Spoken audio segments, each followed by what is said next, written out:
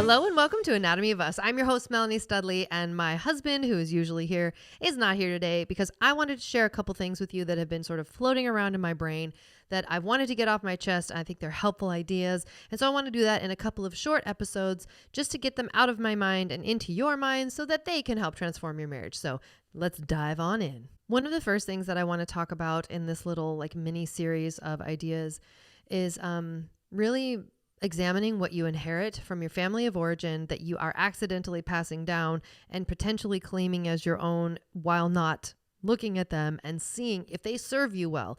And a good example of that is, and again, when I talk about family of origin, I want to be very clear. I love my family. I'm not knocking them. I'm not saying anything negative about them, but I am finding traits within myself that if I could have cherry-picked my life and cherry-picked my behaviors, these would not have landed in my basket, right? I would never have picked these behaviors. I would have never have picked these patterns and these sort of mindsets.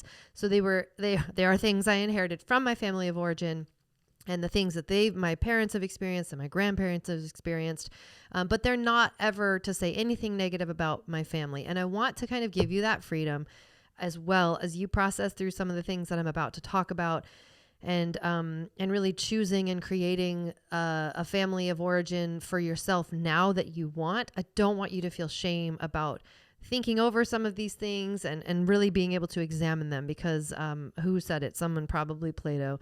An unexamined life is not worth living, which I think is a little bit of a bold statement, like maybe too harsh. But there's something to be said about that. So I realized in this idea of us moving to Florida that I have had some inherited anxiety that I did not realize was not initially my anxiety. So, for example, I am super excited to move. I love travel, absolutely love travel. But growing up, what I heard about travel was that it was scary. I heard that it was not really worth it. It was too expensive. It wasn't going to be good anyway. So why would you really go? And we obviously didn't travel much as a family. And when I was a kid, we did some traveling, but it wasn't we were usually traveling for a thing and not for fun, if that makes sense. And sort of adventure and exploration was not at the top of the priorities list. And that's fine. It doesn't have to be. But again, in this idea of I inherited fear around new things by default of growing up in a home where travel was just sort of I don't know, why would you do that? It was kind of frowned upon and sort of an irresponsible people do that. And people who aren't really serious about life, they do that.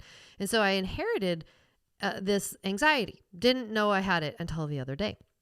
And here's what was so cool about this is that I was laying in bed. I mean, this part's not cool, but I was laying in bed. It was 3 a.m. and I woke up and I had what I now can call the beginning of a panic attack. It doesn't turn into anything because now I know what it is, but I would just feel this total cortisol. I feel it in my center of my chest almost. And it just feels like my stomach drops and it feels like a pit in my stomach, something bad is going to happen, something terrible is going to happen. Oh my gosh. And I realize very quickly now that I'm oh, that's just anxiety. That's not an actual sign that something bad is going to happen. And so I laid there at 3 a.m. going, what am I anxious about? And this was literally 2 days ago. And I started thinking, well, obviously I'm anxious about moving to Florida. Duh. What else could I be anxious about? And then I sat there and I went well, am I? Am I anxious about moving to Florida? And I am a very anxious flyer. So I was well, maybe it's just the flight that makes me nervous. I don't know. And so I started to kind of pick apart the anxiety. I started to examine it. Instead of just believing it or kind of falling for it, I started to examine it and go, what part of this am I really worried about? And I have to get really serious about it and really granular about it. And also note, I am a catastrophic thinker. So that will be in this episode as we chat. But I started to kind of pull apart, what is my anxiety around moving to Florida? And I went, okay, is it that my kids will hate me for it or something? And I was thinking about that for a minute. I was no, I don't think it is. I'm not worried about that. My kids are really resilient. And from the people that I've met who have had kids that have traveled a lot as growing up and lived in different missionaries and done all this stuff, they don't turn out and typically hate their lives. So, okay, I'm actually not nervous about my kids hating it. and hating me for it or something.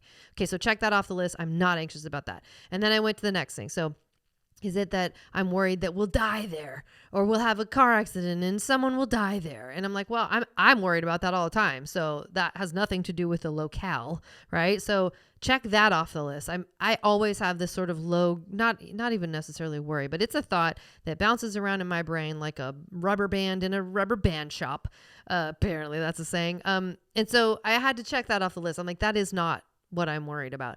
So then I went to the next thing. Am I worried that the things that we're doing aren't going to work? No, I'm not. I'm not worried that if we go there and we try this new adventure, that it's going to fail. I'm not worried about that at all. And so I had to sit there and say, what am I worried about? What do I actually have this pit in my stomach for? And I realized that I'm worried about my mom's worries. And again, I love my mother. And of course I'm worried about what she worries about because I love her, right?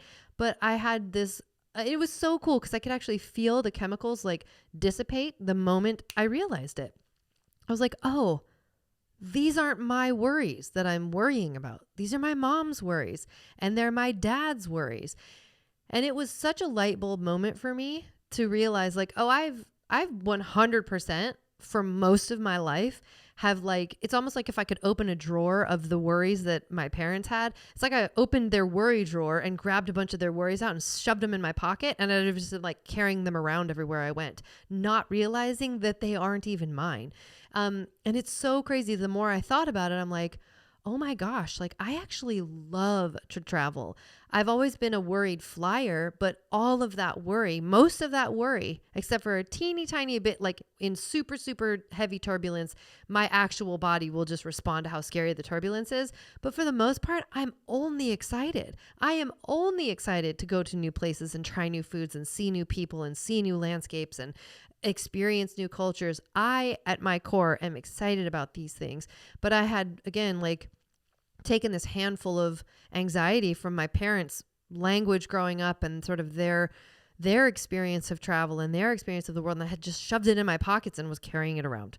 And it was so amazing, again, to have that aha moment of I'm actually not scared of this. I'm really freaking excited. I am beyond excited to figure out what it's like to live in Florida. I am beyond excited to see all the snakes, all the alligators, all the lizards, to feel the heat, to experience the sunsets, to experience the food, the traffic, the people, all of that stuff. I want to experience it all.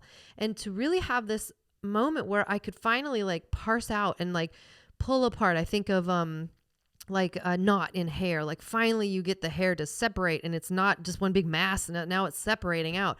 And I could pull apart the things that were actually mine versus the things were things that were the thoughts and sort of ingrained behaviors and ideas that I had inherited. And it is a game changer for me. And then I realized, like, again, talking with clients and taking it a step further, that this concept goes throughout my entire life in all areas. So again, it's this like family of origin inherited concept of it plays through my raising my children. It plays out in my marriage. It plays out in where I choose to live. It plays out in the jobs that I choose to have and not have.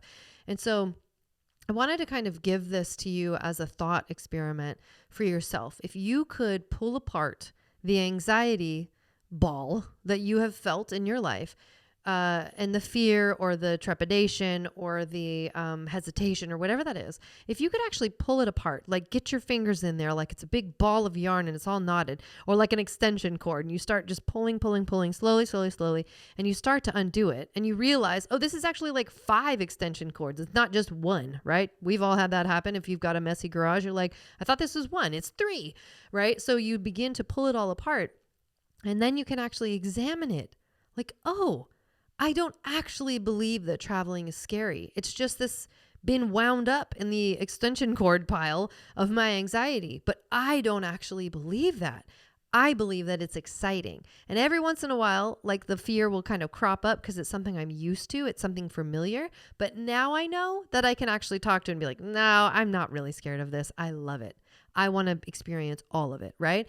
And so again, it's kind of offering this idea to you Where have you done this in your life? Where have you not examined? Again, I'm using anxiety and fear in this situation because it's something that I struggle with probably more than anything else. It could be prejudices. It could be assumptions. You could have all of these assumptions that you don't realize, like, oh, these aren't even mine. These aren't even mine. So why am I holding them? Why are they guiding my choices and kind of directing my life if they're not something I actively chose? So that is something that I wanted to share today. This idea of kind of taking family of origin concepts to a new level and really beginning to untangle and untie them and figuring out what is yours, truly, what is yours? Like, do you have a real fear of travel or flying or intimacy or whatever? And if that's the case, cool, we can identify that and work on that. But if it's just an inherited trait, something that you just saw growing up so much, or that like you kind of took out of the anxiety junk drawer of your parents and shoved into your own pocket, let's change that. Let's work together to change it. So I hope this has been helpful. You're absolutely amazing. If you want to do coaching with Seth and I, reach out and go to anatomyofus.com. You can learn about our coaching there. But this is the kind of stuff that you get in your back pocket when you work with us. And I absolutely adore my coaching clients. They all become my friends. So let me know if you have any thoughts or questions, and share your comments, share this episode, and share your ideas around family of origin and sort of untying these things and examining them. And again, I really hope that this is encouraging, because I feel like $1 million when I figured this out. I was so flippin' excited because it helps me be able to transform my life and point it in the direction I want, instead of looking at the fear that I pulled out of the anxiety junk drawer from my parents. Anyway, you're amazing. Have a wonderful day, and I will see you in the next episode. All right, bye.